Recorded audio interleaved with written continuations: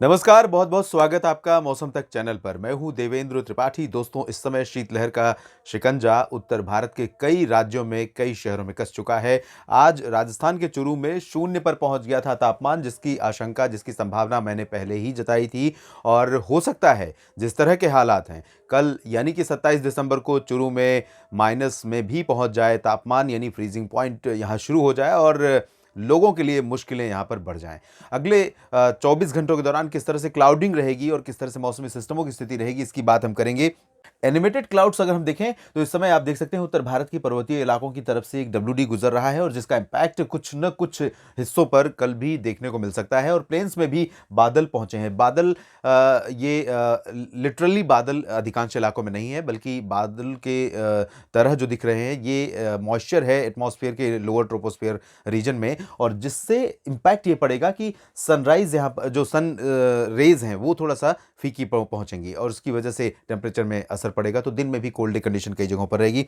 बंगाल की खाड़ी पर बना वेलमार्क लो प्रेशर एरिया वो आगे बढ़कर अब अरब सागर में पहुंच चुका है और अरब सागर में पहुंचने के बाद ये पश्चिमी और उत्तर पश्चिमी दिशा में मूव कर रहा है और इंटेंसिटी अभी भी वेलमार्क लो प्रेशर की है। और इसके प्रभाव से जो लक्षद्वीप और तमिलनाडु तथा केरल का तटीय हिस्सा है, कोमोरिन रीजन है, ये पूरा का जो पूरा हिस्सा है, यहाँ पर समुद्र में हलचल काफ़ी ज़्यादा है। तो फिशरमैन के लिए एडवाइजरी यहाँ इशू की गई है कि अभी इस एरिया से दूर रहें और इसके प्रभाव से जो पूर्वी हवाएं लगातार पहुंच रही साउथ पेनिनसुलर रीजन पर, साथ ही साथ सेंट्रल इंडिया के कुछ इलाकों पर, तो ये बादल यहाँ पर पहुंचाएंगी और इन बादलों से कुछ न कुछ मौसम में तब्दीली देखने को मिलेगी।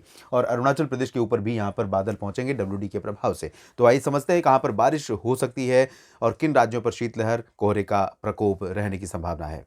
तो सबसे पहले बात यहाँ कोहरे की कर लेते हैं। कोहरे का प्रोजेक्शन आप देखिए किस तरह से पंजाब, हरियाणा और उत्तरी राजस्थान और दिल्ली समेत उत्तर प्रदेश के तमाम इलाकों, और इधर देखिए तमाम जगहों पर कोहरा छाएगा और धीरे-धीरे कोहरा बढ़ेगा और उसके बाद 9, 10, 11 बजे के आसपास कोहरा साफ भी हो जाएगा। वजह यह है कि पश्चिमी दिशा की हवाएं काफ़ी अच्छी स्पीड में चलेंगी और इन स्पीड वाली ड्राई विंड्स के प्रभाव से कोहरा साफ हो जाता है, ये हम अच्छी तरह जानते हैं। पहाड़ों पर बर्फबारी और उसके बाद दिन में सुबह के समय कोहरा और दिन में मॉइस्चर एयर में होना लोअर ट्रोपोस्फियर पर, ये सभी जो कंडीशंस हैं वो कंडीशंस इस बात का संकेत हैं कि उत्तर भारत के तमाम शहर, चाहे वो पंजाब की बात करें या हरियाणा, दिल्ली और राजस्थान, उत्तर प्रदेश की, इन सभी क्षेत्रों में तमाम शहर ऐसे होंगे जहां पर सुबह के समय तो घना कोहरा होगा और उसके बाद जैसे ही ठंडी हवाओं का प्रभाव बढ़ेगा कोहरा कम होने लगेगा, लेकिन एयर में मॉइस्चर की वजह से धूप का असर भी कम रहेगा।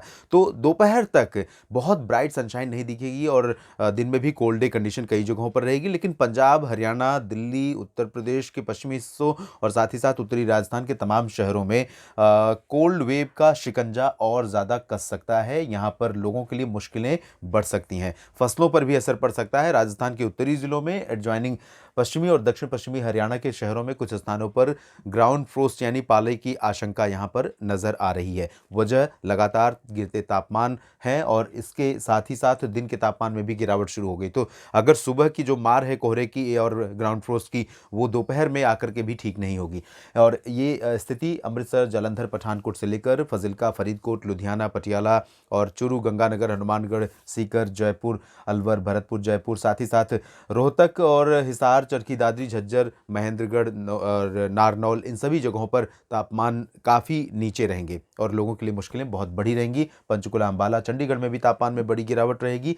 दिल्ली में भी तापमान 5 डिग्री तक पहुंच गया है, धीरे धीरे 4 डिग्री भी पहुंचेगा, हो सकता है 3 डिग्री भी पहुंचे। दिसंबर का ये समय बिल्कुल ही कोल्ड कंडीशन वाला समय है उत्तर भारत के मैदानी शहरों के लिए। लेकिन इस बार जिस तरह की बर्फबारी कम हुई थी उसके कंपैरिजन में जिस तरह की सर्दी पड़ रही है वो एक्सपेक्टेड नहीं होती है। लेकिन इस बार थोड़ा ला नीना का इम्पैक्ट होने की वजह से जो पृथ्वी का उत्तरी गोलार्ध है, इन भागों पर बहुत भीषण सर्दी पड़ रही है। अमेरिका में आप जानते हैं कि बॉम्ब साइक्लोन आया हुआ है जो एक तरह से तबाही मचा रहा है, बर्फीला तूफान है और तमाम इलाकों में बड़े पैमाने पर इसके चलते लोगों का जीवन बिल्कुल बुरी तरह से प्रभावित हुआ। तो उसका भी इम्पैक्ट जो उत्तरी गोलार्ध है उस पर सर्दी बढ़ने का अनुमान था, अंदेशा था और वो स्थिति देखने को मिल रही है। यूरोपियन कंट्रीज़ में, यूरेशिया में भी तमाम जगहों पर तापमान बहुत नीचे गिर रहे हैं और बर्फीले बर्फबारी की स्थितियाँ बनी हुई हैं। इधर जम्मू कश्मीर, हिमाचल और उत्तराखंड समेत लद्दाख, गिलगित बाल्टिस्तान, मुजफ्फराबाद इन सभी भागों पर थोड़े बादल रहेंगे, एयर में मॉइस्चर रहेगा। थोड़ी बहुत बूंदाबांदी हायर रीचेस पर है, या हायर रीचेस पर हल्के-फुल्के बर्फ़ दिख सकते हैं गिरते हुए, दिख सकती है बर्फ़, लेकिन बहुत ज़्यादा चांसेस यहाँ पर नहीं है क्योंकि मॉडल बिल्कुल भी नहीं दिखा रहा है।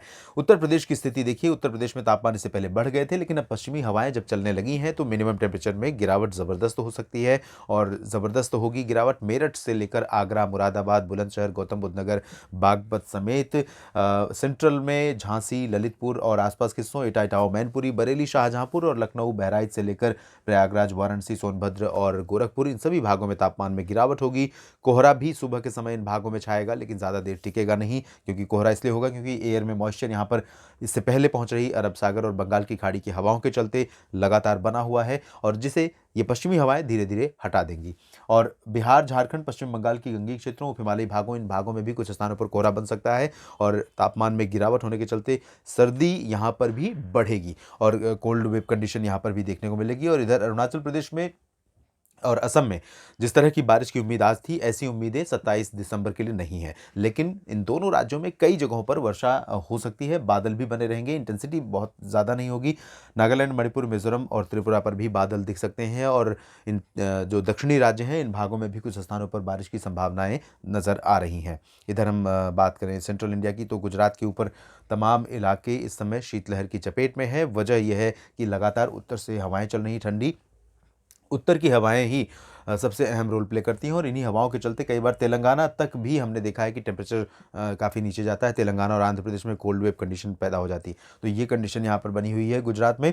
और ज़्यादातर संभावना अगले 24 घंटों के लिए वडोदरा और अहमदाबाद, गांधीनगर, नाडियाड, खेड़ा, पंचमहल, दाहोद के ऊपर ऊपर इधर रहेगी। पूर्वी क्षेत्रों में, सौराष्ट्र और कच्छ के तमाम इलाकों में रहेगी। दक्षिण पूर्वी जिलों में फिलहाल अभी अरबियन सी की हवाओं का असर थोड़ा बना हुआ है।